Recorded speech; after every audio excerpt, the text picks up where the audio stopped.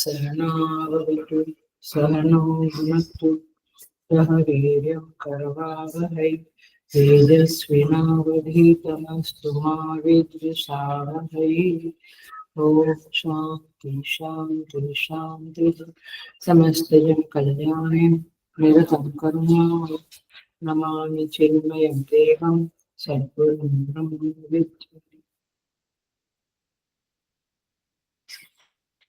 Hari Om. I welcome you all with great love and great respect in this Bhagavad Gita discourses. हमारा 11वां अध्याय चल रहा है. We are on 11th chapter, shloka number 41. We will chant from 41.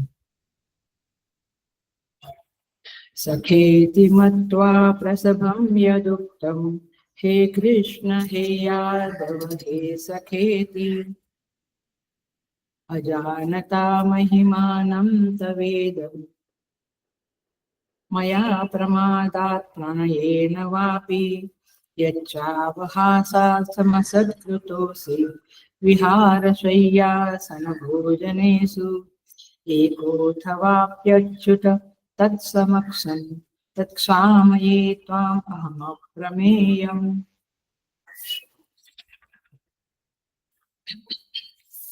पितासि लोकस्य चराचरस्य त्वमस्य पूज्यश्च गुरुर्गरीयान् न त्वत्समोऽस्त्यभ्यधिकः कुतोऽन्यः लोकत्रयेऽप्यप्रतिमः प्रभाव तस्मात् प्रणम्य प्रणिधाय कायं प्रसादये त्वामहमीश मीड्यम् पितेव पुत्रस्य सखेव सख्युः प्रियायार्हसि देव सोढुम् अदृष्टपूर्वं हृषितोऽस्मि दृष्ट्वा भयेन च व्यथितं मनो मे तदेव मे दर्शय देवरूपं प्रसीद देवेश जगन्निवास किरीटिनं गदिनं चक्रहस्तम् इच्छामि त्वां द्रष्टुमहं तथैव तेनैव रूपेण चतुर्भुजेन सहस्रबाहो भव विश्वमूर्ते।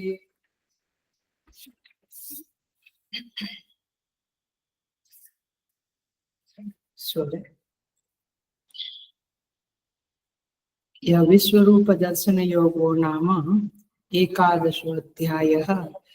इस अध्याय में अर्जुन की प्रार्थना करने पर कि हे प्रभु मुझे आपका विश्वरूप बताइए, भगवान उन्हें अपना विश्वरूप बताते हैं। उसके बाद कृतज्ञता के भावों को लेकर अर्जुन 36 नंबर के श्लोक से 46 नंबर के श्लोक तक भगवान की स्तुति करते हैं, अपने मनोभावों को व्यक्त करते हैं और फिर भगवान को प्रार्थना करते हैं कि आप वापस चतुर्भुज रूप में आ जाइए। इस तरह से ये 36 से 46 तक के श्लोकों का सार है। हम देखते हैं एक एक श्लोकों को लेकर। सखेति मत्वा प्रसभं यदुक्तम्, हे कृष्ण हे यादव हे सखेति 41 नंबर का श्लोक।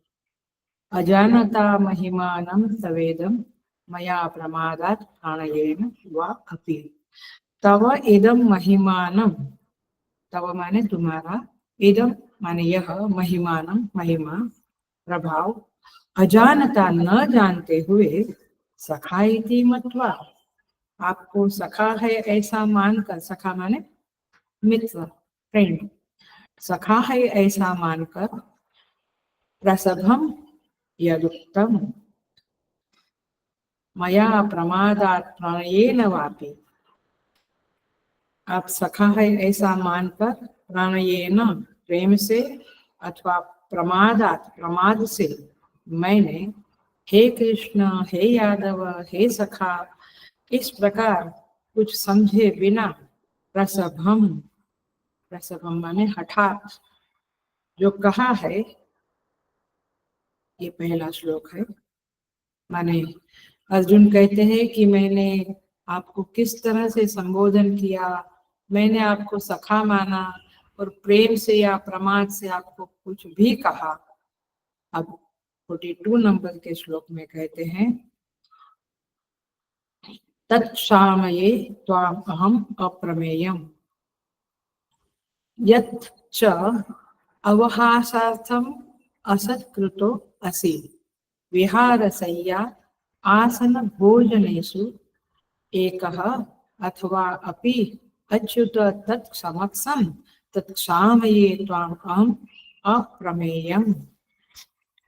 यच्च अवहासार्थम, विनोद से, जोक से, मजाक से जो कहा, विहारशय्या आसन भोजनेषु, हम लोग घूमने जाते थे तभी, सोते समय, आसन पे बैठते समय, भोजन करते समय, एकः अथवा तत्समक्षम, अकेले अथवा उन सखाओं के सामने, भी अपि असत्कृतः, असत्कृत माने अपमानित किए गए हैं, माने भोजन करते समय, सोते समय, घूमते फिरते समय, बैठते समय, मैंने आपको विनोद के संदर्भ में कुछ कुछ ऐसा बोला है जहां आप अपमानित किए गए हो। तत् अप्रमेयम, वह सब अपराध, हे अप्रमेय स्वरूप, त्वाम अहम क्षामये, मैं आपसे क्षमा करवाता हूँ, माने I ask forgiveness for that, मैं आपसे क्षमा मांगता हूँ। तो दोनों श्लोकों का जो मुख्य वाक्य है वो यह है, पढ़ लेना, कभी कभी बताती हूँ, कभी कभी आप अपने आप से भी समझ लेना। तव इदम महिमानम, तीसरी लाइन, तव इदम महिमानम अजानता, आपके इस महिमा को न जानते हुए, तत्क्षामये त्वाम, मैंने जो कुछ भी अपराध किए हैं आप उसकी क्षमा करें। आई बात, मैंने जो गलतियां की है आपके साथ व्यवहार में, आप उसकी क्षमा करें। ये मुख्य वाक्य है इस दोनों श्लोक में। आइए हम देखेंगे इसे। वैसे आज के क्लास में बहुत ज्यादा कुछ गहराई वाला नहीं है, आनंद से हम भगवान को विजुअलाइज करते हुए, अर्जुन को विजुअलाइज करते हुए पढ़ेंगे और देखेंगे। सो अर्जुन ने परमात्मा का विश्व रूप दर्शन किया और भगवान की महिमा से वो अभिभूत हो गया, बिल्कुल प्रभावित हो गया, हम कहते हैं ना ब्लैंक जैसा हो गया। इस महिमा के बोध से उसकी वाणी स्खलित होती है, गदगद हो जाती है, उसको स्मरण आता है। अब उसको धीरे धीरे स्मरण हुआ कि मैंने परमात्मा को अपना सखा, फ्रेंड मान लिया, और फिर जो व्यवहार किया वो तो गलत व्यवहार था। इसलिए कहता है, अहम त्वाम क्षामये, मैं आपको क्षमा करवाता हूँ। ये संस्कृत का प्रयोग है, I am pardonable, you should pardon me, ऐसा इसका अर्थ होता है। तो मैं क्षमा मांगता हूँ ये अर्थ नहीं है इसमें। उनका कहना है मैं आपसे अपने को क्षमा करवाता हूँ। ये संस्कृत का एक विशिष्ट प्रयोग है, हिंदी वगैरह में ये प्रयोग नहीं होता है। यद मया उक्तम, क्यों क्षमा करवाते हैं भगवान से? यद मया उक्तम, मैंने जो कुछ कहा उसके लिए। क्या कहा है मैंने? मैंने अनेक बार हे कृष्ण, हे यादव, हे सखा, ऐसा आपको पुकारा है। तो बरोबरी का संबोधन किया है। और इसके पीछे मेरी मान्यता क्या थी? सखा इति मत्वा, आप मेरे मित्र हो, ऐसा मानकर मैंने ये बातें कही है। दूसरा शब्द है प्रसभम यदुक्तम। प्रसभम यदुक्तम माने आपको विनोद करते हुए, आपकी मजाक करते हुए, कभी कभी हम परिहास करते हैं ना, लोगों का इस तरह से आपकी मजाक करते हुए विनोद में बोले गए ये वाक्य हेठली करते हुए हिंदी में बोलेंगे। जो मैंने कहा है, भाष्यकार कहते हैं इसका अर्थ है अभिभूय प्रहसनम, माने प्रसह्य शब्द है।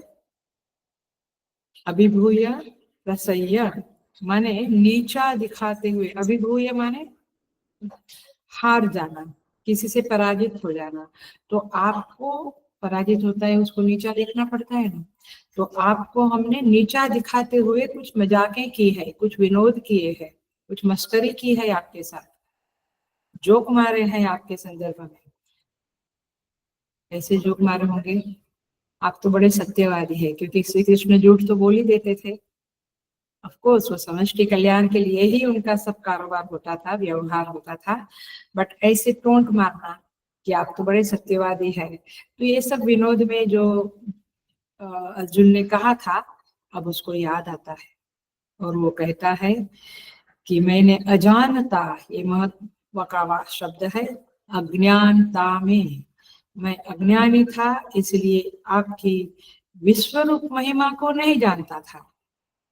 मैं ये जानता था कि आप स्पेशल है, असामान्य है, माने you are not a ordinary person, you are unique, आप अलौकिक है, दिव्य है। कुछ घटनाएं भी आपके बचपन में, जवानी में ऐसी होती रही कि हमें लगता था कि you are not a common man. तो आपके प्रति भक्ति थी, मेरी भक्ति है, शरणागति का भाव भी है, लेकिन ये जो महिमा है, तब इदम महिमानम, ये महिमा मैं नहीं जानता था। मुझे बिल्कुल इस महिमा का आभास नहीं था, नहीं तो मैं ऐसे कैसे आपको बुलाता। कभी कभी यादव कह के भी बुलाया है। तो हे प्रभु, आप मुझे क्षमा कीजिए। ये मुख्य वाक्य है दोनों श्लोक में, ये मुख्य वाक्य है। अब उसको पश्चाताप होता है। अब अर्जुन को लगता है कि मैंने बहुत गलतियां की है भगवान के साथ के व्यवहार में। दूसरा शब्द देता है अर्जुन श्लोक में, देखो, मया प्रमादात प्रणयेन वापि, मया प्रमादात, प्रमादात माने ऐसे भूल जाना, मैंने ऐसे पता तो था कि वे महान है, अलौकिक है, फिर भी विक्षिप्त चित्तया, भगवान भाष्यकार शब्द लिखते हैं कि प्रमाद माने विक्षिप्त चित्त, विक्षिप्त माने पागल नहीं, विक्षिप्त माने करना है काम लेकिन भूल जाते हैं। देखते हैं कि गाड़ी आ रही है तो भी क्रॉस करते हैं, लकीली वो ड्राइवर गाड़ी को स्टॉप कर देता है, बट विक्षिप्त चित्त है, इसको विक्षिप्त चित्त। कुछ काम करना है, कुछ फोन करना है, किसी को अर्जेंट है, लेकिन ऐसा ख्याल ही नहीं आता है, इसको कहेंगे प्रमाद। जब का भी कई बार ख्याल ही नहीं होता है, आज जब किया कि नहीं किया मैंने इसको कहेंगे प्रमाद। तो भाष्यकार ने लिखा, आपकी प्रकट महिमा पर मैं कभी विशेष ध्यान नहीं दिया, I was not alert, I was not aware कि आप इतने महान हैं। कभी कभी भूल से मैं कुछ भी साधारण व्यवहार कर लेता था, क्योंकि मैं आपको तभी आपकी महिमा को याद नहीं रखता था। तो इसलिए आपके अनंत ऐश्वर्य के बावजूद पता था, फिर भी मैं आपको मनुष्य मानकर, सखा मानकर सामान्य व्यवहार करता रहा, और इसीलिए आप मुझे क्षमा करें। मैं आपको आदर भाव से देखता भी था, भगवान के प्रति उसको आदर भाव था, पूज्य भाव था, शरणागति का भाव था, लेकिन फिर भी मैं आपके साथ सामान्य व्यवहार करता था और इस कारण मुझसे प्रमाद हो जाता था। तो मया प्रमादात प्रणयेन वापि। भगवान गोस्वामी तुलसीदास जी महाराज रामचरितमानस में लिखते हैं, एग्जाम्पल, श्री राम जी इतने सहज थे, इतने मानवीय थे कि सब लोग उनको मनुष्य मानने पे मजबूर हो जाते थे। वो कभी भी अपना रुआब मिजाज नहीं दिखाते थे। श्री कृष्ण भी वैसे ही थे, तो लोग विवश हो जाते थे उनके साथ मानवीय व्यवहार करने के लिए।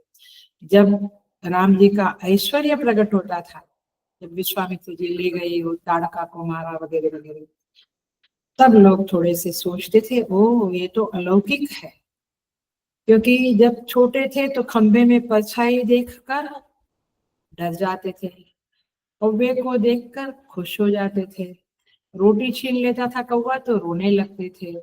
साधारण बालकों जैसा व्यवहार करते थे। और थोड़े बड़े हुए तो संयोग में हर्षित होते थे, वियोग में रोने लगते थे, सीता विरह वियोग में रोने लगते थे। तो इसलिए सती जी को भी लगा कि ये तो मानवीय व्यक्ति है, ये राम तो कोई ब्रह्म नहीं है, ये तो राजपुत्र है, रोता है, ये निर्विकार अज अनादि ब्रह्म कैसे हो सकता है। ऐसा सती जी को भी, पार्वती जी डाउट आया था। तो इस तरह से राम जी का भी व्यवहार ऐसा ही कॉमन था। जो ऋषि लोग मिलते थे तो दंडवत प्रणाम करते थे, तो ये सामान्य व्यवहार था। लेकिन ऋषि लोग तो समझते थे, लेकिन उनकी महिमा को ठीक से लोग नहीं समझ सकते थे, इसलिए उनके साथ नरवत व्यवहार करते थे। क्योंकि जो अवतार लेते हैं, हेलो ध्यान से सुनना, अटेंशन वाली बात है, जो अवतार लेते हैं परमेश्वर जब, अथवा जो रियली महान व्यक्ति होते हैं, उनका स्वभाव होता है, ये उनकी प्रवृत्ति दिखने की नहीं होती है, वे दिखाते नहीं है अपना महिमा, उनकी प्रवृत्ति छिपाने की होती है। वे कॉमन मैन के साथ बिल्कुल, महान लोग भी देख पाओ, जो भी सेलिब्रिटीज बड़े बड़े लोग हैं, वे कॉमन मैन के साथ एकदम कॉमन से बात करते हैं, मिल जाते हैं, घुल मिल जाते हैं। तो ये भगवान का भी ये स्वभाव है। और इसीलिए श्री कृष्ण भी वैसे ही अर्जुन के साथ व्यवहार करते थे। तो अर्जुन को बड़ा दुख होता है अभी कि मैंने ये क्या व्यवहार कर दिया। मेरे श्री कृष्ण तो ऐसे महान है, एकांशेन स्थितो जगत, इनके एक अंश में सारा जगत स्थित है। हमें भी होता है ना, कभी कभी हम बड़े लोगों के प्रति कॉमन भाव रखते हैं, फिर जब पता चलते माय गॉड ये तो इतने महान है, इतना उनके अंदर सब छिपा हुआ है, ऐश्वर्य, टैलेंट, गुडनेस, सदाचार, तब हमें उनके बारे में पता चलता है। कभी कभी प्रवचन भी हम पहले नहीं सुनते हैं। मेरा खुद का है जो मुझे आज भी पश्चाताप देता है कि सिद्धबाड़ी में जब हम गए थे तो मैं स्वामी सुबोधानंद जी का रामायण बंक करती थी और कमरे में कुछ जप वगैरह करती थी, मैं नहीं अटेंड करती थी। मैंने आपको बता दें, जब हमारा कोर्स चलता था, हमारे आचार्य स्वामी चिदानंद जी थे और उसी समय सिद्धबाड़ी में स्वामी सुबोधानंद जी का कोर्स चलता था। दोनों आचार्य सॉलिड आचार्य थे, चिदानंद जी अभी भी है। तो उस समय में पवई में कुछ कंस्ट्रक्शन का काम चालू हुआ, अन्न क्षेत्र का है, तो हम लोगों को सिद्धबाड़ी भेज दिया गया क्योंकि यहाँ काम सब चालू था। तो और लकीली उस समय पूज्य गुरुदेव भी उधर थे और 4 महीना गुरुदेव का विवेक चूड़ामणि भी चला, हमारा भी कोर्स, स्वामी सुबोधानंद जी का भी कोर्स। ऐसा बहुत मजेदार, माने बहुत आनंददायक और 6 महीना हम लोगों ने बिताया। लेकिन स्वामी सुबोधानंद जी का परिचय ही नहीं था उस समय। परिचय तो बाद में हुआ जब अहमदाबाद में मेरी पोस्टिंग हुई, और आगे कहानी है कैसे हुआ। मैं रामायण नहीं सुनती थी, और जब वे अहमदाबाद में फिर आने लगे, 10-10 दिन रहने लगे, 10-10 दिन का यज्ञ करने लगे, ज्ञान यज्ञ, और शाम को रामचरितमानस लेते थे, तब पता चला कि ओ माय गॉड 6 महीना हमने मिस किया। महिमा एकदम से हमें कॉमनली, क्योंकि आचार्य है ठीक है, लेकिन हमें, हमारी जब ताकत नहीं है तो हम उनके ज्ञान को, उनके डेप्थ को, डीपनेस को, गहराई को, उनके प्रवचन की यूनिकनेस को पहचान नहीं सकते। आज भी नहीं पहचानते। आज भी कुछ वर्ग है मिशन में, कुछ साधक लोग हैं जो उनको सुनते हैं, बाकी के लोग नहीं सुनते हैं। थोड़ा लंबा ही हो गया, बट कहने का तात्पर्य कि वे लोग कॉमन व्यवहार करते हैं, वो दिखावा नहीं करते हैं, और कभी कभी हमारी भी औकात नहीं होती है कि हम उनकी महिमा को जान सकें। तो इस तरह से सभी बड़े लोगों के जीवन का आपने देखा होगा। पूज्य गुरुदेव के प्रति भी कुछ वर्ग था कि जो उनका क्रिटिसिज्म करता था। जो भी बड़े हैं उनका क्रिटिसिज्म भी करने वाले लोग हैं, उनका प्रेस करने वाले लोग हैं। सो भगवान श्री कृष्ण के विश्व रूप दिखाने के बाद अर्जुन का ये आत्मनिवेदन है कि हे प्रभु, आपकी ये महिमा को मैं नहीं जाना और क्या व्यवहार किया। मया प्रमादात प्रणयेन वापि। तीसरा शब्द लेते हैं। पहला शब्द लिया हमने प्रसभम, ओपनिंग किया हमने, अजानता तव महिमानम यदुक्तम तत्क्षामये। हमने आपकी महिमा को ना समझ के यदुक्तम, उक्तम माने सुक्तम पढ़ते हो ना, सुक्ता ना, तो सुक्तम माने क्या, सुउक्तम, अच्छी तरह से कहा गया। माने महालक्ष्मी, सरस्वती, दुर्गा देवी के बारे में जो सुक्तम है तो सुउक्तम, इसमें उनकी स्तुति की गई है, उनके बारे में अच्छी तरह से कहा गया है। अभी नहीं बोलना। पुरुष सुक्तम, नारायण सुक्तम पढ़ते हैं ना, तो सुक्तम माने सुउक्तम। यहाँ क्या शब्द है, यद उक्तम आया पहली लाइन में, यद उक्तम। यद उक्तम माने जो कहा गया, मेरे द्वारा जो आपको कहा गया। उक्तम माने कहना, वच धातु से उक्तम बनता है, वच धातु का व्युत्पत्ति होके उत्तम बना। सो प्राणायेन, तीसरा शब्द माने वो हमने ओपनिंग किया, फिर हमने प्रसभम शब्द देखा माने विनोद, मजाक। प्रमाद शब्द देखा, विक्षिप्त चित्त अथवा भूल जाना। तीसरा शब्द है प्राणायेन।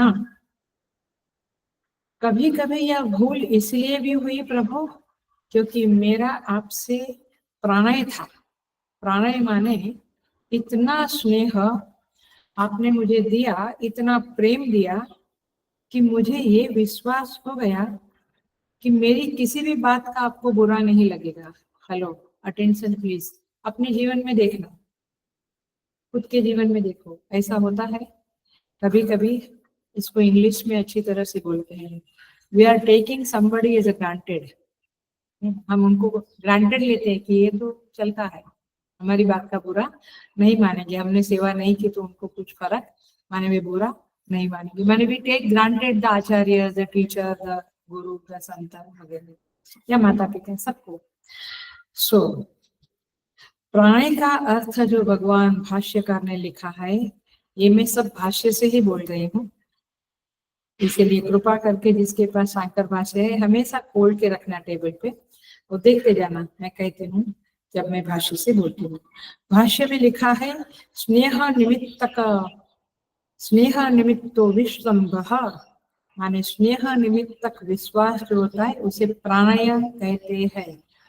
अटेंशन प्लीज, ध्यान रखना, प्राणय शब्द का अर्थ क्या है, क्या है, स्नेह के कारण, स्नेह निमित्त माने स्नेह के कारण विश्वास। हमारा इतना आपस में स्नेह होता है कि एक विश्वास हो जाता है कि इनसे तो कोई सा भी व्यवहार कर सकते हैं, माने डर नहीं, सावधानी नहीं। पराये होते हैं हम उनसे सावधान होते हैं बोलने में, अपनों से कुछ भी बोलेंगे। सो आपसी प्रेम के कारण ये भरोसा हो जाता है कि सामने वाले को मेरा कोई भी आचरण अखरेगा नहीं, बुरा नहीं लगेगा। मेरे मेरे दोस्त का मैंने मजाक कर दिया तो भी कोई फर्क नहीं पड़ेगा, मैं उसके कुछ प्रोग्राम में नहीं गया तो भी उसको बुरा नहीं लगेगा, वो जानेगा, समझेगा। तो खास करके मित्रों के बीच में यह प्रणय का संबंध हो जाता है, क्योंकि यह जो आपसी स्नेह होता है मित्रता में, वो स्नेह विश्वास के रूप में परिणत हो जाता है और फिर प्रणय कहलाता है। तो जब जब किसी को बुरा लग जाता है तो मतलब है कि संबंध में दूरी बनी हुई है।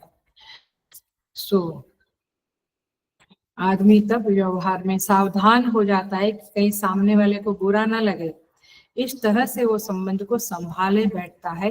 बट प्रणय होता है तो उसके वो थकान नहीं लगती उसको संबंध में, वो बिल्कुल निश्चिंत रहता है, चिंता टेंशन नहीं होता है, क्योंकि उनका प्रेम विश्वास में परिणत हो गया होता है।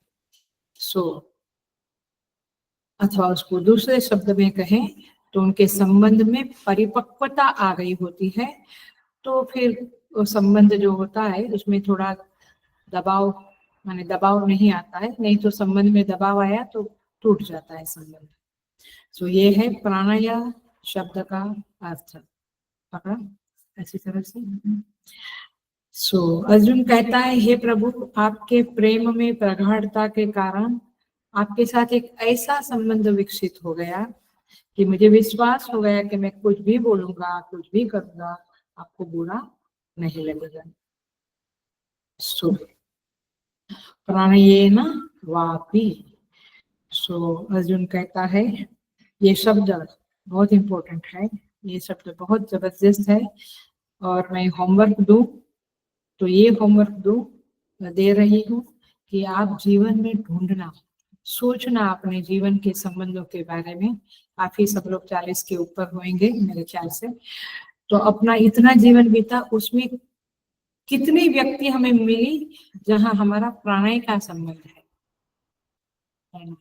हम मोस्टली संबंधों में हमेशा सावधान होके ही संबंधों को निभाते रहते हैं मेरे ख्याल से। कभी कभी कई कपल्स में, पति पत्नी में भी वो संबंध को निभाने के लिए सावधान रहना पड़ता होता है। सो कुछ सालों बाद ठीक है, बट बिगिनिंग में। सो यह शब्द बताता है कि जीवन में कहीं ऐसी जगह बन सकती है और बन जानी चाहिए जहाँ बिना सावधानी के हम व्यवहार कर सके और बिल्कुल रिलैक्स होकर संबंध को हम निभा दें। देखो, इसके संदर्भ में और एक बात प्रैक्टिकल लाइफ में समझने जैसी है, आप समझे इसे, जरूर समझे, ये बहुत उपयोगी है। वैसे तो हमें हर आचरण में सावधानी रखना चाहिए, राइट? हम कैसे बोले, कैसे व्यवहार करें, लेकिन और इसको शिष्टाचार बोलते हैं, तो ये शिष्टाचार तो हमारे व्यक्तित्व में होना चाहिए, हमें ये करना ही चाहिए, चाहे हमें हमारे ब्लड में नहीं है, लेकिन हमें व्यवहार ऐसे ही करना चाहिए जहां हम कुछ रफली ना बोले, कुछ ऐसा बोलने में खास करके ज्यादा संबंध संभालना पड़ता है, तो ये शिष्टाचार होता है। लेकिन और हम सभ्य कहलाते हैं, नहीं तो फिर हम जंगली कहलाते हैं। ये पता नहीं, गांव तो शब्द ठीक नहीं लगता है, बट ऐसा तो लगता है। सो शिष्ट आचरण हमारा स्वाभाविक होना चाहिए, लेकिन फिर भी कोई कोई व्यक्ति, 1 2 3 4 व्यक्ति तो जीवन में होना चाहिए जहां हम बिल्कुल बेसावधानी से उनसे बात करें, उनसे सब कुछ कह दें, मेरे मन में क्या आया, नेगेटिविटी, कुछ गलत विचार, कुछ गलत व्यवहार हो गया, हम कह दें, अथवा तो ऐसा एक संबंध होना जरूरी है। और इसीलिए अर्जुन को अभी थोड़ा ऐसा लगता है कि मैंने थोड़ी ज्यादा ही छूट ले ली। हम लोग ऐसा बोलते हैं ना, कभी कभी हमको भी स्वामी जी के साथ बैठते थे तो कहते थे कि तुम लोग अपनी मर्यादा में रहो, ज्यादा छूट लेना नहीं, क्योंकि गुरु से भी हमें व्यवहार करते हैं तो एक मर्यादा में रहना पड़ता है। फ्रेंड्स के साथ या कभी कभी माँ के साथ बच्चा, माने जवान बेटी या बेटा वगैरह एक बेसावधानी से व्यवहार कर सकता है, तो वह व्यक्ति अशिष्ट नहीं कहलाएगी, वो शिष्ट व्यक्ति है, शिष्टाचार वाली ही व्यक्ति है, बट सामने वाले के स्नेह का इतना भरोसा है कि वो सावधानी छोड़ रहा है, वो रिलैक्स होके बात करता है, व्यवहार करता है। तो और हर इंसान ऐसा संबंध चाहता है जहाँ हम रिलैक्स होकर रहे। दिन भर ऑफिस में, घर में यदि ज्यादा मेंबर है, या समाज में, या बाहर आप मॉल वगैरह में जाते हो, या आश्रम में, सब जगह पे सावधानियां रखनी पड़ती है, लेकिन मनुष्य चाहता तो यही है, आप अपने अंदर ढूंढना इस बातों को, अपनी सच्चाई को जानना, समझना। और यदि ऐसा संबंध नहीं है तो हम बड़े ही दुर्भागी लोग हैं, भाग्यवान को ऐसे संबंध मिलते हैं। सो भगवान को अर्जुन कहते हैं कि प्रभु ऐसा संबंध था, आपने भी भगवान कहा था 4थे अध्याय में, सखेति मत्वा, माने भक्तों से में सखा चेती, आपने भी कहा था तुम मेरे भक्त हो, मेरे सखा हो, तो मैंने आपको ग्रांटेड ले लिया। तो कभी कभी सखा शब्द का संदर्भ में, सखा का अर्थ होता है समानता का व्यवहार, तो कभी कभी सखा संबंध जो होता है, मित्रता का संबंध, उसमें समानता का बोध शामिल होने के कारण भी लोग प्रमाद करते हैं, प्राणय करते हैं और विश्वास रखते हैं कि चलता है, इनके साथ तो कुछ भी चलता है। नहीं तो कभी कभी इमरजेंसी आने से हम सोचते हैं किसको बुलावे, किसको कहे, लेकिन जहाँ पे सहज है वहां आधी रात को भी फोन करके बुला ले, तो ये एक संबंध की महिमा है। तो संबंधों को भी संभालना पड़ता है, उसके लिए भी कुछ सेक्रीफाइस करना पड़ता है। सो इस तरह से यहाँ पे अर्जुन कहते हैं, इसको थोड़ा और देख लेते हैं कि अर्जुन ने जो कहा कि हे कृष्ण हे यादव, उसमें प्रॉब्लम क्या है, अपराध क्या है? वो तो फ्रेंडली थे, लेकिन अपराध यह है, अर्जुन को क्या गिल्ट लग रहा है कि जब मैं कृष्ण हे कृष्ण कहकर पुकारता था तो कृष्ण की ये जो एकांशेन स्थितो जगत वाली महिमा है ये मुझे नहीं पता थी, मैं उनको एक कैजुअल फ्रेंड के नाम से पुकारता था, दैट वाज हिज गिल्ट। तो सखेति मत्वा, क्यों? क्योंकि मैं आपको उनको सखा मानता हूँ। सखा शब्द का अर्थ है सह एव ख्यायते इति सखा, माने दोनों का नाम एक साथ लिया जाता है। आया श्री कृष्ण अर्जुन संवादे, साथ साथ में ये नर नारायण, नर अर्जुन, नारायण भगवान कृष्ण, जहाँ पे साथ साथ में नाम लिया जाता है उसमें सखा होता है। लोक व्यवहार में सदैव खादति, साथ साथ में खाते हैं पीते हैं, साथ में कहीं जाते हैं, साथ में घूमने जाते हैं एक्सेट्रा। तो ये शब्द ये इसके कारण, सखा मानने के कारण ये गलती मैंने की। अजानता महिमान मया प्रमादात प्रणयेन वा, देखो ऐसा नहीं था कि भगवान को अर्जुन बिल्कुल नहीं जानता था। इसका इसका युक्ति, उसका लॉजिक, उसका क्लासिक एग्जाम्पल है कि अर्जुन भगवान के महिमा को, स्वरूप को, उनके प्रभाव को जानता था। तब जाकर जब युद्ध का समय आया, अर्जुन और दुर्योधन दोनों गए। अर्जुन ने क्या मांगा? एक अक्षौहिणी सेना मांगी कि भगवान को मांगा? एक अक्षौहिणी सेना को छोड़कर, उनको ही पहला चांस था मांगने का, लेकिन उन्होंने एक अक्षौहिणी सेना को छोड़कर भगवान को मांगा, निशस्त्र भगवान को मांगा, शस्त्र भी नहीं। क्यों मांगा? क्योंकि उनको पता तो था, बट ये जो एकांशेन स्थितो जगत विश्व रूप वाला जो था वो तो गजब का था, इसीलिए उसको थोड़ा गिल्ट जैसा लगता है कि ये विश्व रूप जो है ये तो भगवान, ये कृष्ण इतने महान है, ऐसा उनमें सारा विश्व समाया हुआ है, ये बातें तो मुझे पता ही नहीं थी, ऐसा अर्जुन कहते हैं। सो इस तरह से अर्जुन का अपना अब गिल्ट वाला आख्यान, माने उसका आत्मनिवेदन शुरू हुआ है। 43 नंबर के श्लोक में भी यही कहते हैं। हमने श्लोक का ट्रांसलेशन कर लिया है।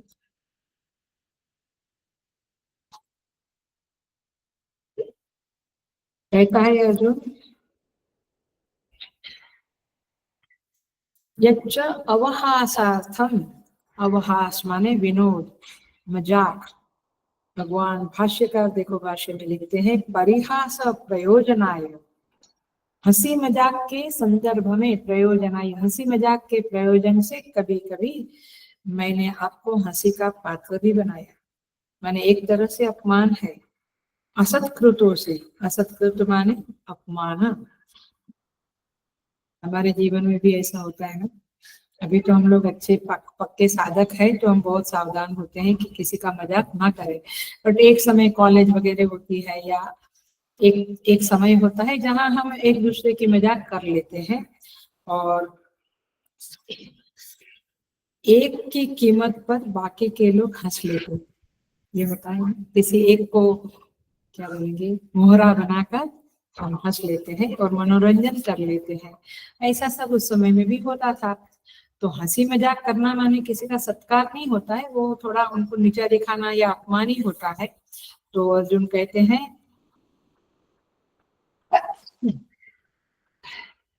कभी क्या कहते हैं, विहार सय्यासन भोजनेषु, विहार माने घूमना फिरना, सैया माने सोना, साथ साथ सोते थे, साथ साथ घूमते थे, आसन एक कमरे में साथ में बैठते थे, एक सोफा पे साथ में बैठते थे। भोजनेषु, कभी सोफा नहीं था, ऐसा खटिया बटिया होगा। भोजनेषु, और भोजन करते समय साथ में खाना खाते थे।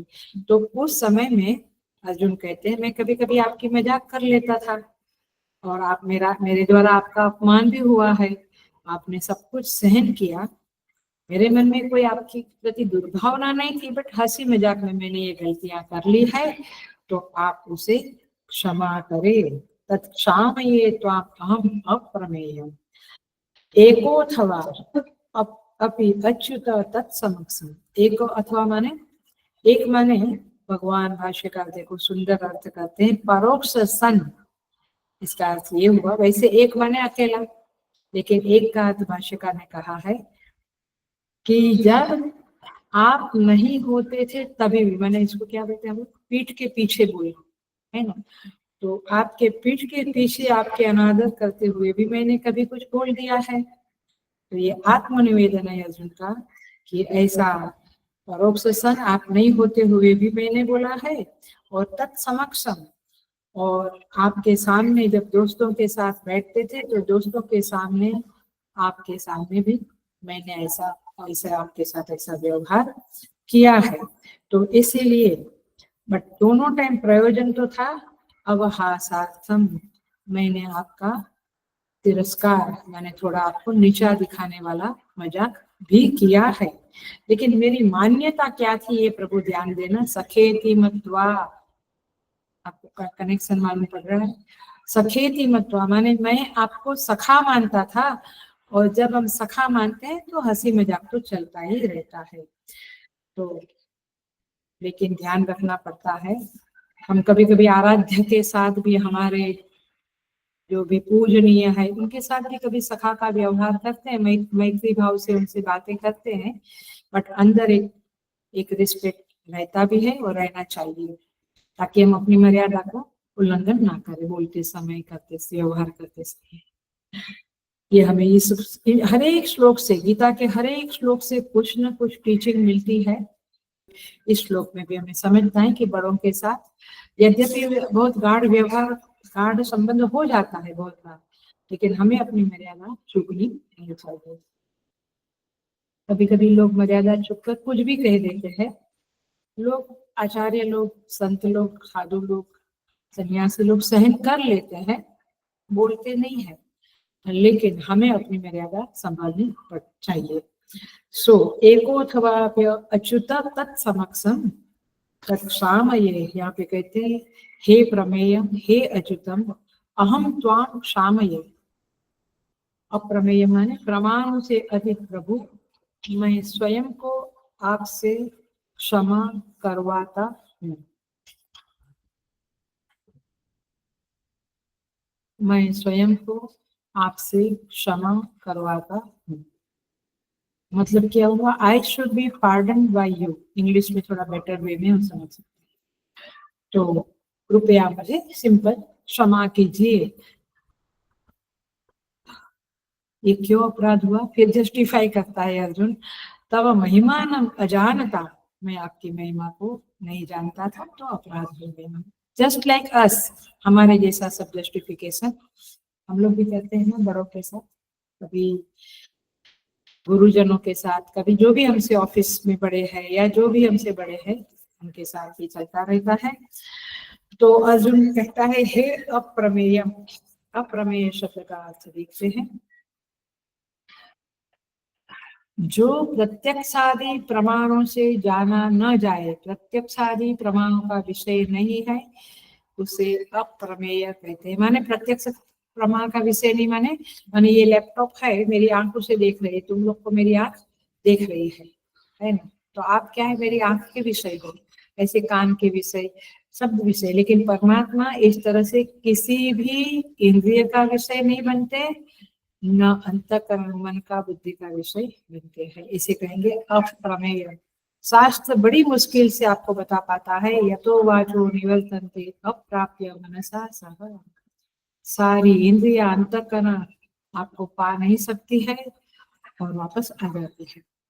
तो शास्त्र तो लक्षणावृत्ति से, शब्द तो लक्षणावृत्ति से आपका बोध कराने की चेष्टा करते हैं, इसको कहेंगे आप अप्रमेय हो। जनरली सामान्यतया क्या होता है, कोई भी चीज मालूम पड़ती है तो एक मालूम करने वाला होता है और एक मालूम होने वाला होता है ना। ये घड़ी है यहाँ पे, तो घड़ी मालूम होने वाली हुई, घड़ी को देखने वाले मैं मालूम, मुझे घड़ी घड़ी मालूम पड़ता है, होने वाला होने को आया है। तो एक वेत्ता होता है, एक वेद्य होता है, अथवा एक ज्ञाता होता है, एक ज्ञेय होता है। लेकिन परमात्मा के संदर्भ में बड़ी अनूठी बात है, थोड़ा सा वेदांत बोल देती हूँ। बड़ी अनूठी बात है कि परमात्मा स्वयं, इसलिए संत लोग कहते हैं आप ही अमृत, आप अमृत घट, आप ही पीवन हारी। अमृत भी आप हो, अमृत का घट आप हो, और अमृत पीने वाले भी आप ही ढूंढे आप ढूंढावे, आप ही ढूंढनहारे। आपको हम आप ही ढूंढने वाले बनते हो, और ढूंढने जाने वाली जो चीज है वो भी आप ही हो। कितनी एक अनूठी बात है, कितना एक अलग यूनिकनेस है परमात्मा के संदर्भ में। तो ये है अप्रमेय शब्द का अर्थ। ऐसे ठीक तरह से समझे तो अच्छा है। वेदांत इस तरह से बोलता है। अच्युत दूसरा संबोधन है अर्जुन का। अच्युत शब्द में यहाँ पे कहते हैं आपका स्वरूप अच्युत है, आपका ऐश्वर्य अच्युत है, आपकी मर्यादा अच्युत है। माने ऐश्वर्य, स्वरूप और मर्यादा से कभी आप च्युत नहीं होते हो। इसलिए राम जी को क्या कहते हैं? मर्यादा पुरुषोत्तम, है ना राम को। तो ब्रह्म होने के कारण स्वभाव से तो आप अच्युत हो ही, परमेश्वर होने के कारण ऐश्वर्य से कभी च्युत नहीं होते। और जब आपका धर्म संस्थापना के लिए अवतार होता है तभी आप मर्यादा दृष्टि से अच्युत होते हो। आप सर्व विकार रहित हो हे प्रभु, आप निर्विकार हो। निर्विकार का अर्थ ही होता है अच्युत हो, आप में कोई विकार नहीं है। इस तरह से अर्जुन एक तरह से थोड़ा स्मार्टनेस करके, थोड़ी डिप्लोमेसी करके भगवान को कहता है अच्युत, माने मैं गुनाह किया, आपके अंदर कोई विकार आना नहीं चाहिए। जनरली कोई हमारा गुनाह करता है तो हमें गुस्सा आता है, अथवा हम उसको दो शब्द सुना देते हैं।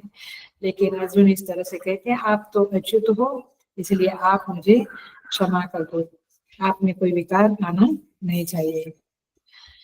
असत्कृतोषी एक शब्द समझ लेते हैं। असत्कृतोषी माने अपमान, तिरस्कार, अवहास किया। देखिए हमें ये व्यवहार के जो शिष्टाचार है ये शास्त्रों से, स्मृतियों से सीखना चाहिए,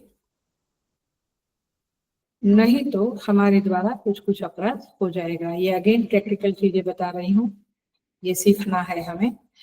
एग्जाम्पल के लिए भगवान के मंदिर में, और ये सच में कहती हूँ मैं, आज माने इसमें खुलकर बोलती हूँ ये ऑनलाइन में, कि कई लोग ये नहीं जानते हैं और बड़ा दुख होता है।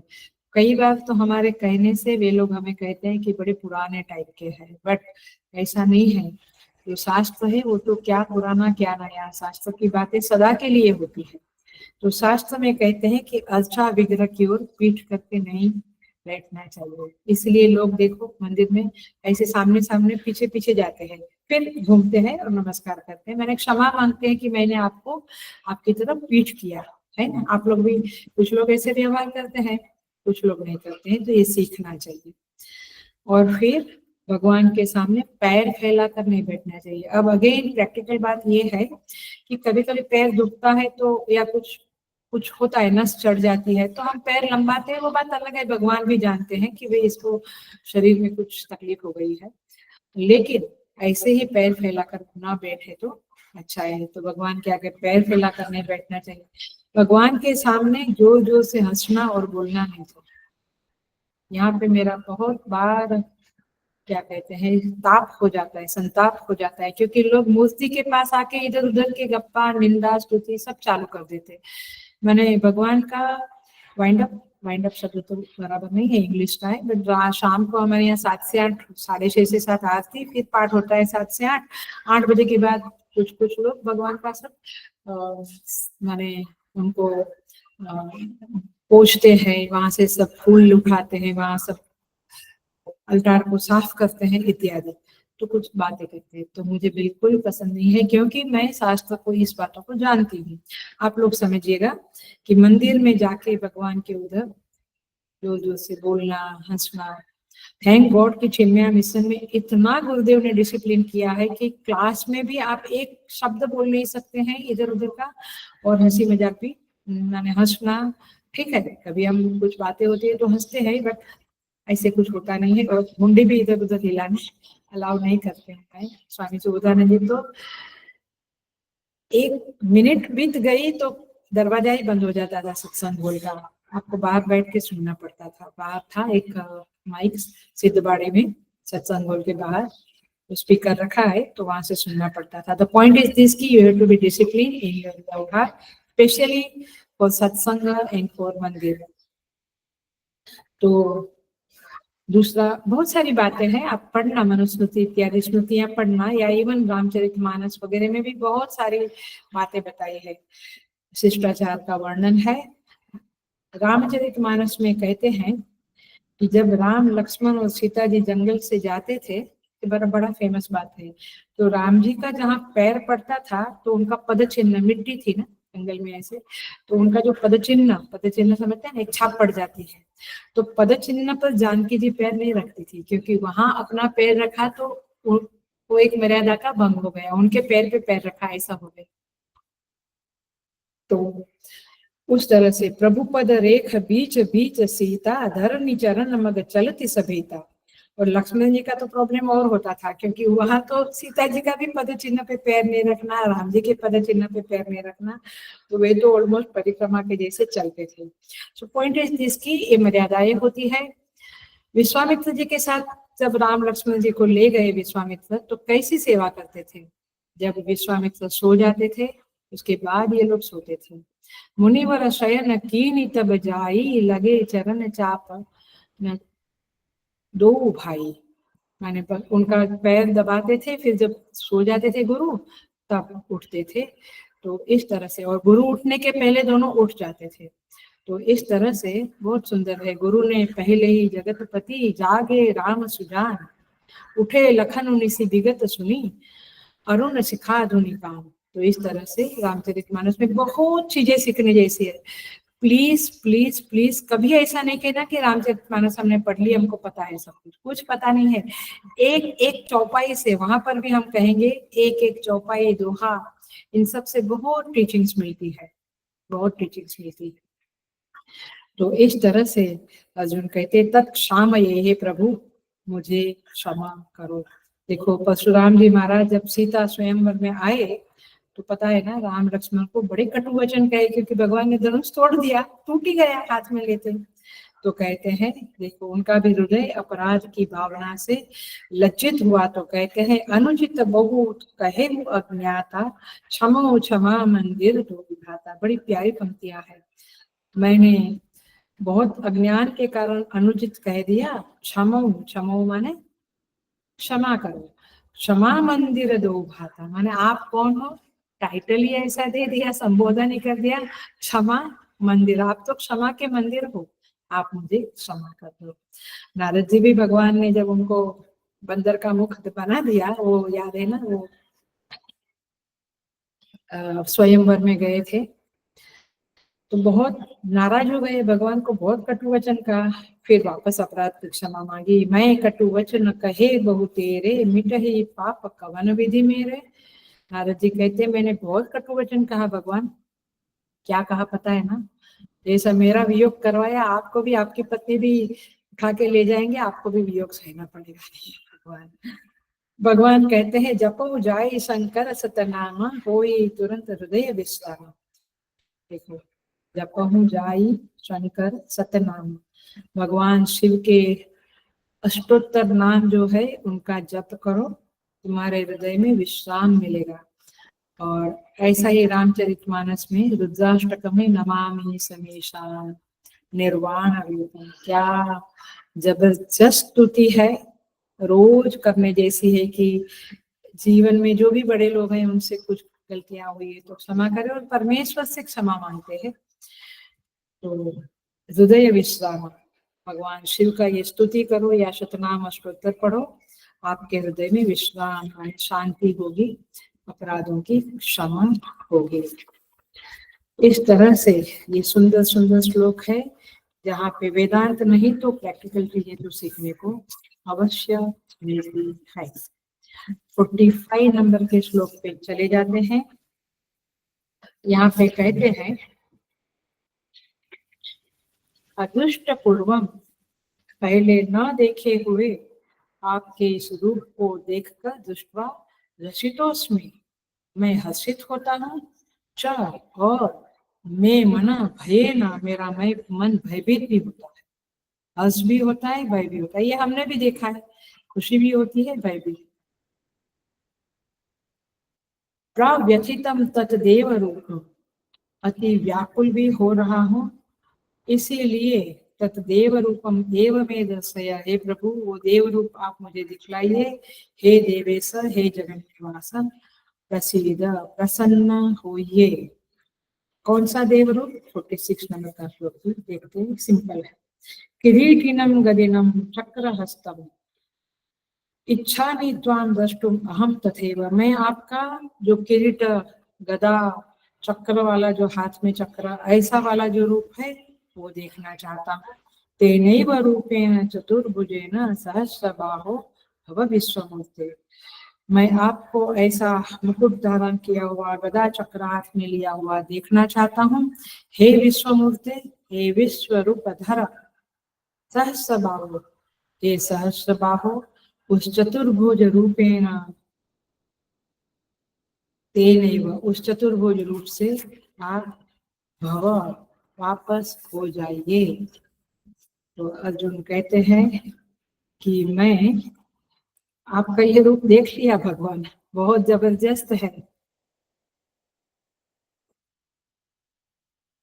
दो भावना उसके दिल में उज्जवलित होती है, रुचितोष्मी और भयेन में मन प्राप्यथिता।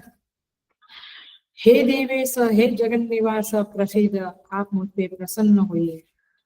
श्रीमद् भागवत को पढ़ने से ऐसा लगता है कि भगवान चतुर्भुज रूप में भी रहते थे।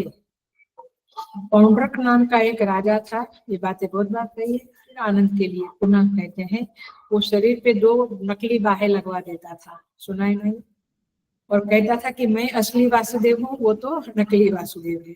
बाद में उसको भगवान ने टीचिंग दे दिया, अच्छा खासा उसको शिक्षा दे दिया। तो इस तरह से यहाँ पे अदृष्ट पूर्व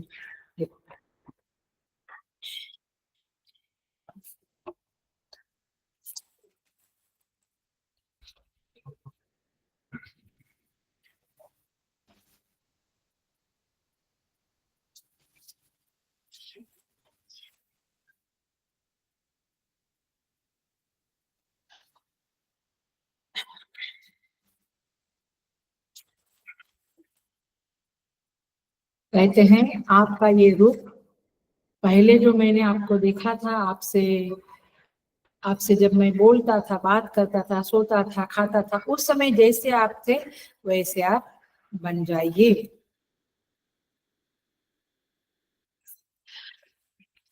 और भगवान को कहते हैं, भगवान अर्जुन भगवान को कहते हैं,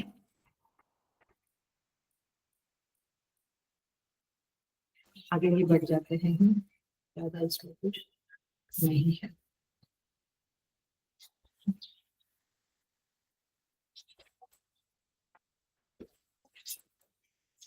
ओके, 43 नंबर का श्लोक, 45 ले लिया, 43 नंबर का श्लोक में कहते हैं, पितासी लोकस्य चराचरस्य त्वमस्य पूज्यस्य गुरु गरिया। आप पिता असि लोकस्य चराचरस्य, आप चराचर जगत के पिता है। त्वम अस्य पूज्यश्च गुरु गरिया, आप पूज्य हो, आप गरियान गुरु हो, महान हो।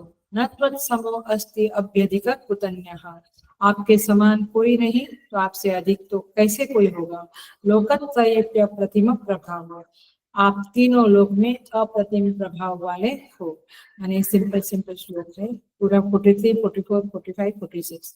तस्मात् प्रणम्य प्रणिधाय कायम, इसीलिए मैं आपको नमस्कार करता हूँ। प्रणिधाय कायम का अर्थ होता है साष्टांग दंडवत करता हूँ।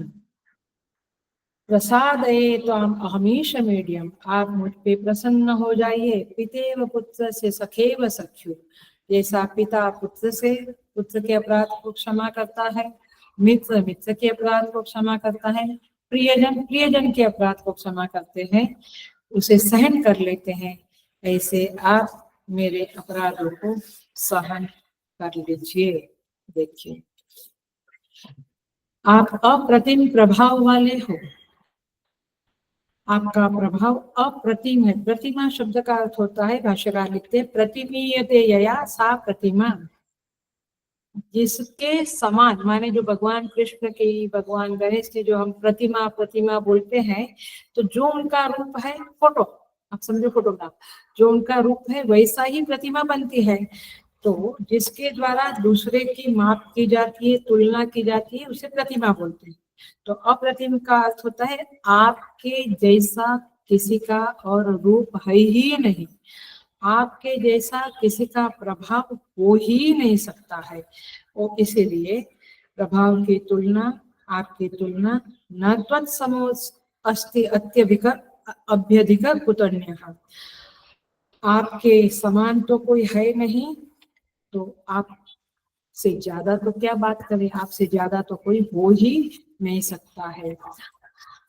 त्वमस्य पूज्यश्च गुरुर्गरीया, आप पूज्य हो, आप गुरु हो, गुरु माने महान हो, आप गरियान हो, गरियान माने आपके बराबर कोई नहीं है। सो ऐसे आप जो हो, लोकत्रयेपि, तीनों लोक में आपसे अधिक कोई नहीं है। भगवान भाष्यकार देखो बहुत सुंदर कहते हैं, ये मेन पॉइंट है, ये थोड़ा देख लेते हैं। ये भी बड़ा प्रैक्टिकल पॉइंट है, और ये हम रफ शब्द में कहूँ तो भोगते रहते हैं। देखो, भाष्यकार टिप्पणी में कहते हैं, इस दुनिया में दो ईश्वर नहीं है, क्योंकि यदि भगवान के समान कोई होता तो दो ईश्वर हो जाते थे, है ना। तो इस श्लोक का क्या अर्थ भगवान भाष्यकार ने निकाला है, देखो, भाष्यकार की लेखनी से जो निकलता है वो कभी हम लोग सोच भी नहीं सकते। तो भाष्यकार टीका में लिखते हैं, दो ईश्वर नहीं होता है, न त्वत्समो अभ्यधिक कुतन्यः, आपके समान कोई नहीं तो आपसे अधिक कहाँ। इसका तात्पर्य है कि दो ईश्वर नहीं है, एक ही ईश्वर है। इसको अल्लाह कहो, खुदा कहो, राम कहो, कृष्ण कहो, शिव कहो, जो कहो, वो एक ही ईश्वर है, एक ही ईश्वर है। नहीं ईश्वर द्वयम संभवती, एक राज्य में दो राजा नहीं हो सकते हैं, राजा दो नहीं हो सकते हैं। चीफ मिनिस्टर एक है, डेप्यूटी है मिनिस्टर, लेकिन चीफ मिनिस्टर या पीएम दो नहीं हो सकते। सो अनेक क्यों नहीं हो सकते हैं, इसका प्रैक्टिकल अंडरस्टैंडिंग करें हम। ये हमें घर में भी बहुत बार ये सब भोगना पड़ता है लोगों को। आप सोचना इसके ऊपर, मैं बहुत खोलती नहीं हूँ, संसार की बातें हैं। भाष्यकार कहते हैं, अनेक ईश्वरत्व व्यवहार अनुपपत्ते है, अंडरलाइन करने जैसा है।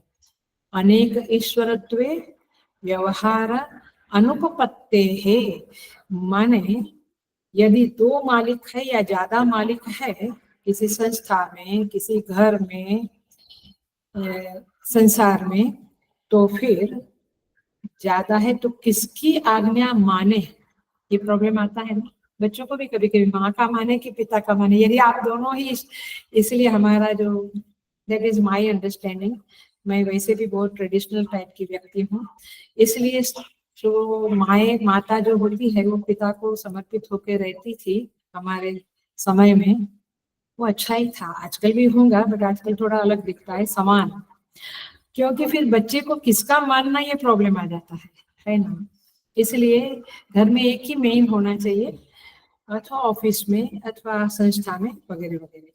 क्योंकि जब क्या कहें, जब जब मैनेजमेंट भी और आचार्य भी दोनों को इक्वल दर्जा दिया जाता है, ये ये अंतव्यथा काफी लोगों की होती है संस्थाओं में, तब बड़ा प्रॉब्लम होता है।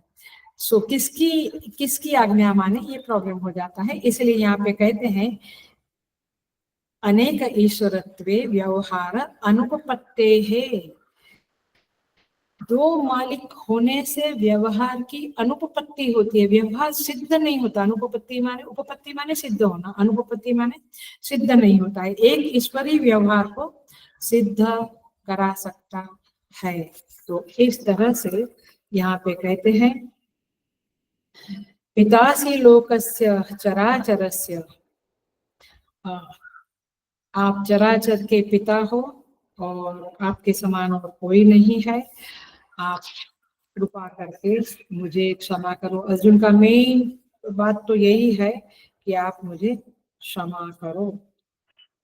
आप ईश्वर हो, आप पूज्य हो, गुरु गरिया, बड़े महान लोगों में भी आप महान हो। भीष्म पितामह जब ये राजसूय यज्ञ का बात आया तो युधिष्ठिर की सभा में सहदेव ने प्रस्ताव रखा कि श्री कृष्ण की पूजा अग्र पूजा होनी चाहिए। भगवान श्री कृष्ण अग्र पूजा के अधिकारी हैं। तो भीष्म ने दोनों हाथ उठाकर समर्थन किया। इस सारी दुनिया श्री कृष्ण के वश में है और वो एक ही सबसे महान है, पूज्य गुरु गरिया, वो एक ही है। और इसलिए वेदों में भी आता है, तुम नह पिता जनिता नो विधाता। आप पिता हो, आप जनिता, आप माँ हो, आप विधाता हो, आप हमारे कर्म फलदाता हो। तो इस तरह से यहाँ पे ये बातें कहते हैं। लोकत्रये अप्रतिम प्रभाव, आपका प्रभाव अप्रतिम है। न तस्य प्रतिमा अस्ति यस्य नाम महद यश, श्वेता श्वेत उपनिषद कहता है न तस्य प्रतिमा अस्ति, भगवान की जैसा और कोई है ही नहीं जिसका नाम महद यश है। माने तीनों लोक में जो विलक्षण है, जो महान है, वह परमात्मा न त्वत्समो, आपके समान कोई नहीं है।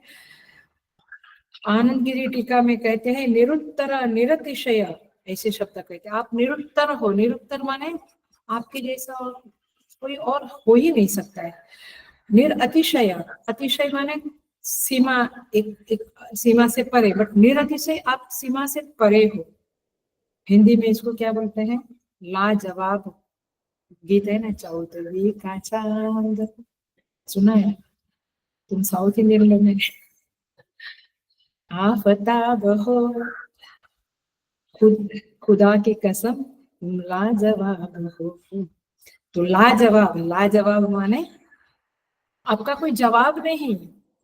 हम तो संसार के लोगों के लिए यूज करते हैं, बट वेदों में कहा है कि आप लाजवाब हो, निरुत्तर हो, निरतिशय हो। ऐसे परमात्मा के संदर्भ में अर्जुन की ये प्रार्थनाएं बहुत सुंदर है। और कहता है, आप 44 नंबर के श्लोक में ले लेते हैं थोड़ा। तस्मात् प्रणम्य प्रणिधाय कायम, कायम प्रणिधाय मैंने शरीर को पूरा साष्टांग अष्ट अंग के साथ जमीन पे हम नमस्कार करते हैं, जमीन पे शरीर को रखकर उसे कहते हैं प्रणिधाय कायम, अथवा साष्टांग का प्रणिधाय कहते हैं। अर्जुन कहते हैं प्रसादये, प्रभु आप प्रसन्न हो, आपकी मेरे प्रति प्रसाद वृत्ति बनी रहे। मैं अब आपको जान गया हूं, आप कौन हो? ईशम, ईशम ईडियम, ईडियम शब्द का अर्थ है, ईड धातु का अर्थ है स्तुति करना। ईडियम माने आप स्तुति के योग्य हो, आप स्तुति करने योग्य हो, आपकी स्तुति सबको करनी चाहिए। नास्तिक लोग होते हैं जो भगवान को मानते नहीं है, वो स्तुति ही नहीं करते क्योंकि उनको पता ही नहीं कि भगवान क्या चीज है, कैसे महान है, और फिर इसीलिए उनकी प्रगति, वास्तविक आध्यात्मिक प्रगति नहीं होती संसार में, चाहे कुछ भी पा ले। तो यहाँ पे कहते हैं ईशम ईडियम, आप ईश्वर हो, आप स्तुति के योग्य हो, और इसलिए मुझे क्षमा करो। मूल बात सारे श्लोकों में आती है, मुझे क्षमा करो। यहाँ पे कहते पिते व पुत्र से, जैसे पिता पुत्र का अपराध क्षमा करता है, जैसे सखा सखा का, प्रिय प्रियजन का, ऐसे आप मेरे अपराध को क्षमा करो। इस तरह की अर्जुन की स्तुति है। देव सोढ़ुम, आप मेरे अपराध को क्षमा करने के लिए, सहन करने के लिए योग्य हो, माने आप सहन कर सकते हो। एक क्लासिक बात यहाँ पे आती है जिसको हम देखेंगे 44 नंबर के श्लोक। यहाँ पे कहते हैं, बहुत सुंदर कहते हैं, श्रीमद् भागवतम में बहुत उत्तम भाव प्रकट किया हुआ है।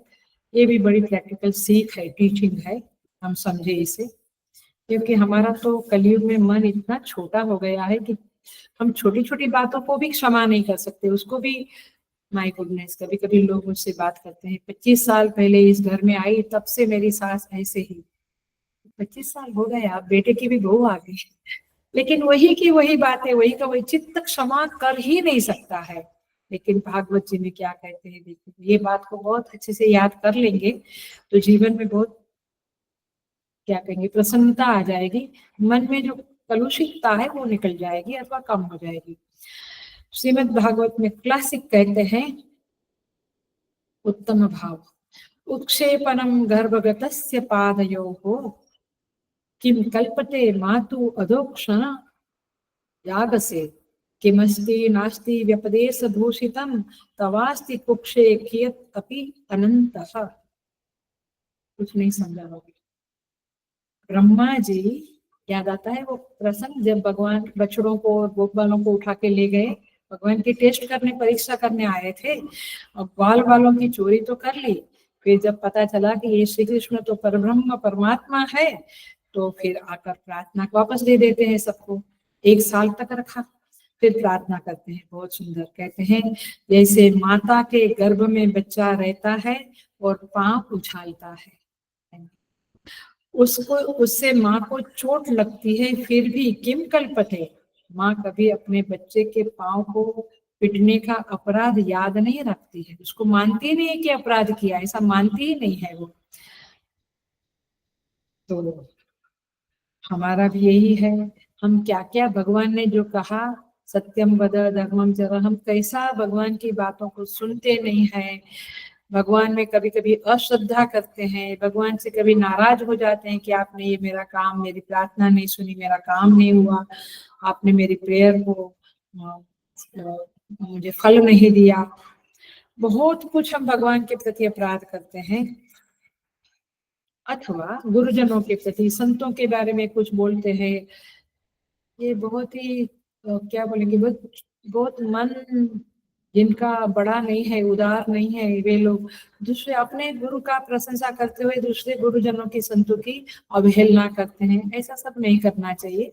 तो ये जो भी हमसे गलतियां होती है उसके संदर्भ में ये बात है। कहते हैं कि आपके अनंत के पेट में रहकर ही तो हम कुछ भी व्यवहार करते हैं ना, माने ब्रह्मा जी क्या कहते हैं, जैसे माँ के पेट में बच्चा रहकर अपराध करता है, तो ये अनंत विश्व स्वरूप आप हो, तो आपके पेट में ही रहकर हम कुछ गलती करते हैं ना, तो जैसे माँ बच्चे को क्षमा करती है, तो हमारा निवास आपके पेट में है, तो हम कुछ बोलते हैं, कुछ व्यवहार करते हैं, कुछ गलत कर दिया, तो माता के पेट में रहने वाले बच्चे की क्रिया जैसे माता क्षमा करती है, उसको अपराध नहीं मानती है, वैसे हमारी क्रियाओं को आप अपराध न मानो और क्षमा करो, तो आपके लिए अपराध नहीं होगा, ये क्षमा की ही एक प्रक्रिया होगी।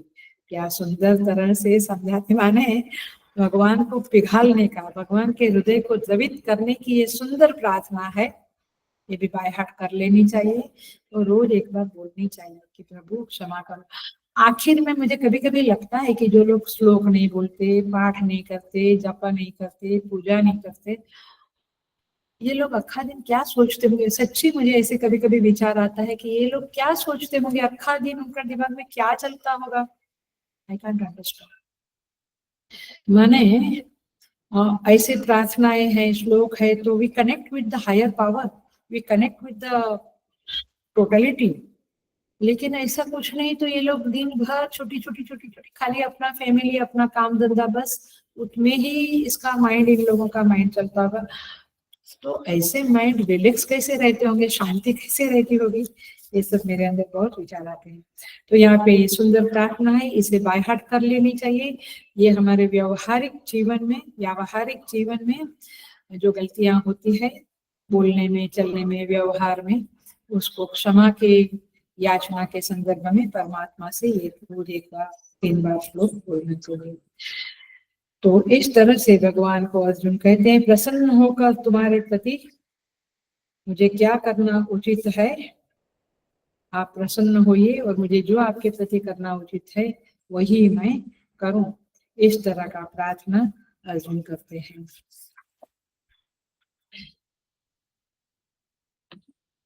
श्रीमद् भागवत में भगवान उद्धव जी को और भी कहते हैं, प्राणमेत दंडवत भूमौ अश्व गो खर चांडालम।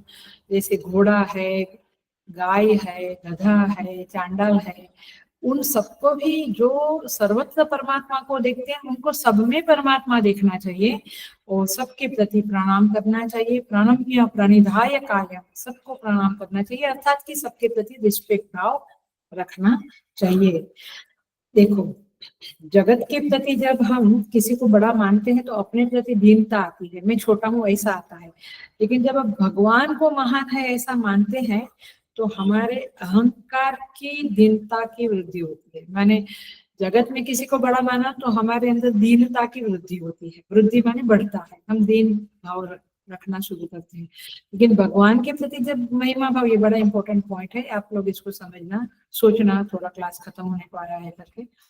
जब भगवान के प्रति हम बड़प्पन का, वे महान है, अप्रतिम है और एकांशेन स्थितो जगत वाला है, तब हमारा अहंकार गलता है। तो जगत के प्रति जो इतना अहोभाव होता है इसको छोड़ो, सब ठीक ही है, आखिर में अंदर का मामला हम नहीं जानते।